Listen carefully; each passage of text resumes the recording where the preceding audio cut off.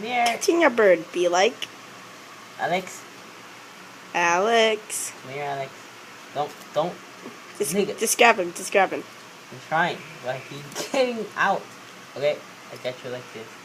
And then Okay. catching a bird. Wait, no. What? Why are you going back inside? I thought you liked being outside. Yeah. Okay. Close the Alex. cage. No. Close the cage. There. Don't close. Just kind of leave it open in case he wants to go back. Okay. Catching a bird. How to catch a bird? Let him go. Oh, Alex, you're not catching a bird. Catching a bird.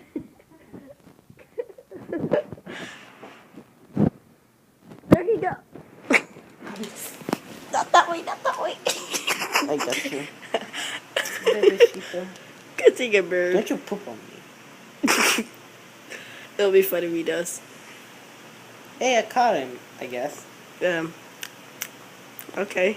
Throw him off. Let him fly. Throw him, go like, yeah. Oh, there he goes. No. There he goes. How is he in the corner? How is he up there?